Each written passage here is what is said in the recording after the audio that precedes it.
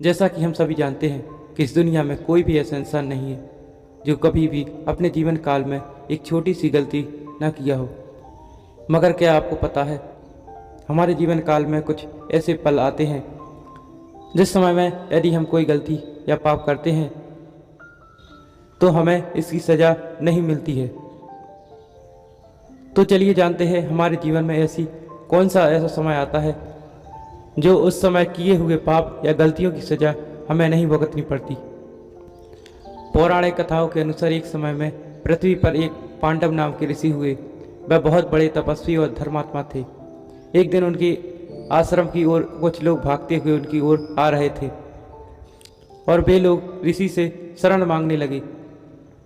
वे लोग एक चोर थे जो किसी राज्य में चोरी करके भाग रहे थे और उनके पीछे राज्य के सैनिक उसका पीछा कर रहे थे। तो वैसे ही चोर महर्षि पांडव आश्रम में छुपने के लिए उनसे विनती करने लगे। महर्षि को मालूम नहीं था कि यह चोरी करके आ रहे हैं और यह सभी चोर हैं। महर्षि ने उनकी विनती सुनकर उसे छुपने के लिए उसे आश्रम दे दिया। उसके बाद उस राज्य के सैनिक भी उस ऋषि के आश्रम तक आ पहुँचे और महर्षि के आश्रम को तलाशने लगे, लेकिन सभी चोर अपना लूटे हुए धन उसी आश्रम में छुपाकर भाग चुके थे। और जब सैनिकों को वह लूटे हुए धन ऋषि का आश्रम से मिला तो ऋषि को चोर का साथी मानकर राजा के दरबार में ले गया। तब सैनिकों ने राजा को सारी घटना बताई। उसके बाद राजा ने महर्षि को भी चोर मानकर सूली पर चढ़ाने की सजा सुनाई। जब महर्षि को सूली पर चढ़ाया गया तो उसकी मृत्यु नहीं हुई, मगर उसे दर्द और पीड़ा सहनी पड़ी। यह सब दृश्य देखकर उस राज्य के राजा को एहसास हो गया यह कोई चोर या आम ऋषि नहीं है।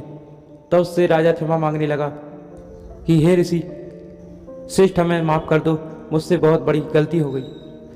तब महर्षि ने कहा, हे राजा, हम तुम्हें तो माफ़ कर देंगे मगर उस धर्मराज को नहीं। इतना कहते ही वह महर्षि अपने तपोबल से यमलोक को प्रस्थान कर गए और वहां पहुंचकर उन्होंने यमराज से पूछा कि हे धर्मराज, हम अपने जीवन में कोई भी पाप नहीं किया।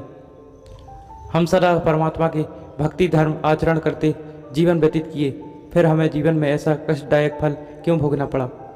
तब धर्मराज ने ऋषि पांडव को कहा, हे महर्षि, आप अपने बचपन में कीट पतंगों को पकड़कर उनके पंखों में सुई चबा दिया करते थे, यही उसी पाप का परिणाम था। यह सुनकर पांडव महर्षि ने धर्मराज से कहा कि शास्त्रों के अनुसार जन्म से लेकर 12 वर्ष की आयु तक बालक जो भी कर्म करता है वह पाप नहीं माना जाता, क्योंकि जन्म से लेकर इस आयु तक वह अज्ञानी होता है। अतः आपसे बहुत बड़ी गलती हुई, इसका परिणाम आपको भी भुगतना होगा। तब महर्षि पांडव ने धर्मराज को श्राप दे दिया कि तुम भी पृथ्वी लोक पर जाकर मानव रूप में जाने अनजाने में गलतियां करोगे और जब तुम विद्वान होगे तुम्हारी नीति कोई नहीं मानेगा। इसी श्राप के कारण धर्मराज द्वापर युग में विदुर के रूप में जन्म लिया। तो दोस्तों, यही वजह है कि भगवान भी बालपन में जाने अनजाने में की हुई गलतियों को माफ़ कर देते हैं।